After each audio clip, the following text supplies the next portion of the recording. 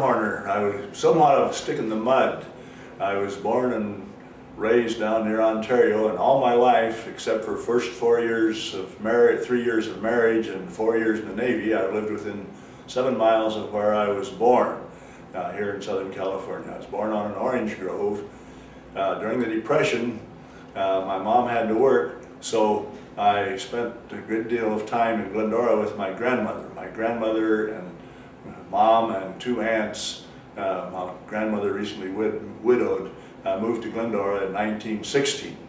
And so in the late 20s, I had a good look at Glendora. I think the population was about 14 to 16,000 then. It was a rather interesting place. Every noon, the fire horn would blow to tell people that it was time for lunch. And at 8 o'clock, they had a curfew.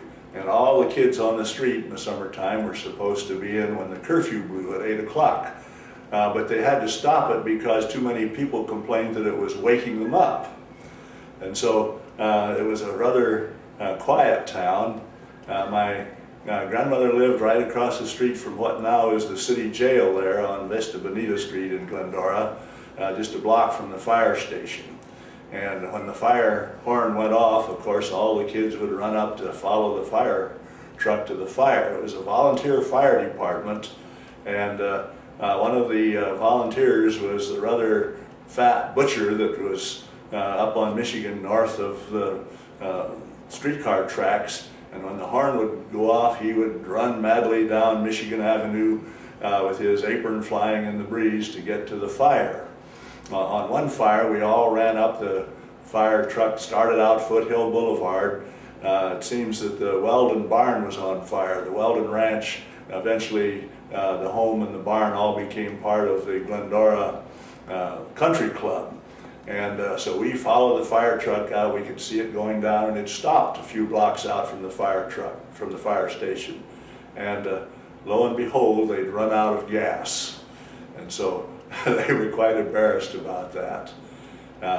We were right across, it was very near the city park, a very nice park, which now has become the parking lot for the library.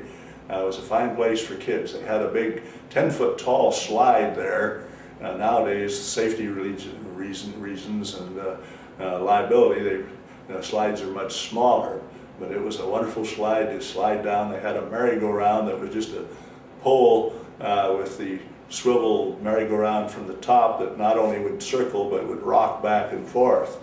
And that's long gone too because of liability. It was rather interesting. They had a nice arcade there, a palm thatch covered arcade with picnic tables, and at one end was a table that would hold 4 people that had a checkerboard carved in it. And all the old boys, or many of the old boys in town would gather there and play checkers.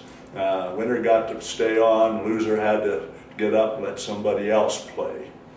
So we had quite a time there in Glendora. But as I got older, during the Depression, my dad had to get a job. The orange groves didn't quite do it. And so I had to spend my summers at home irrigating and helping taking care of the orange grove.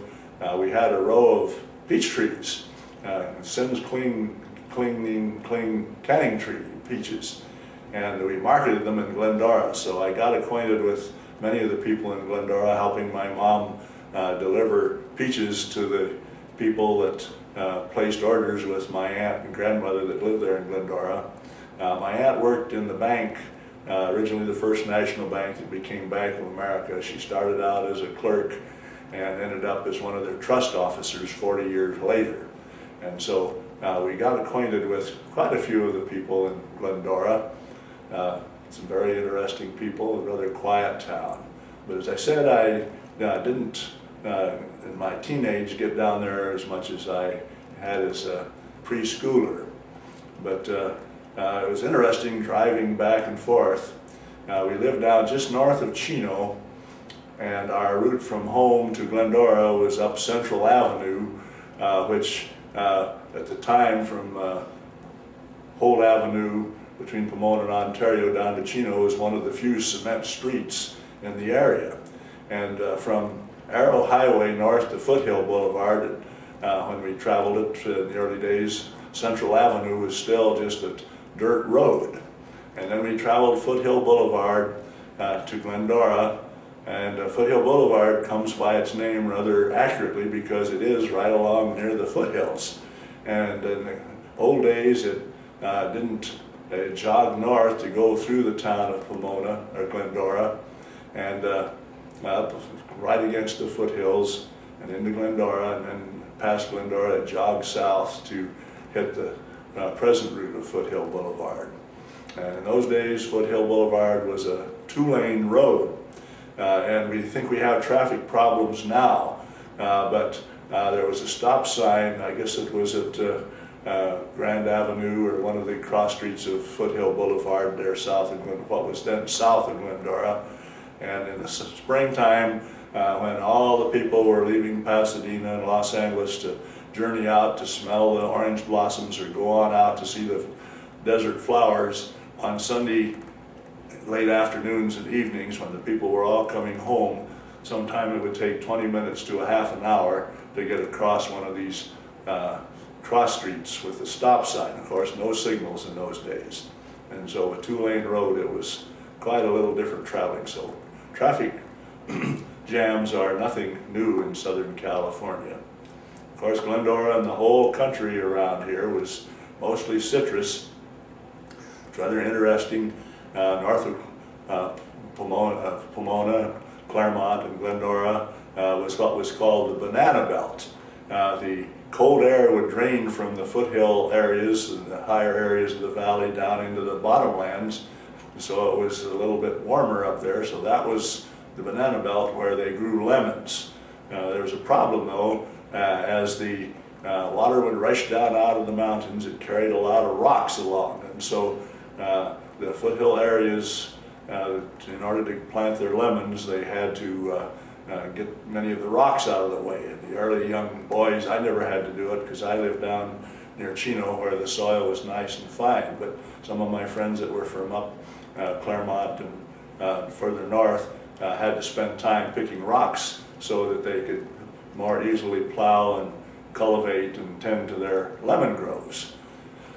In Claremont, all of these rocks are called Claremont potatoes, and they're a bane to the people that try to farm. Of course, all of the area, much of the area close to the foothills is floodplain where all the sand and gravel washed out. And drainage down the mountains is a rather interesting thing. Not only cold air drained down, but the water, of course.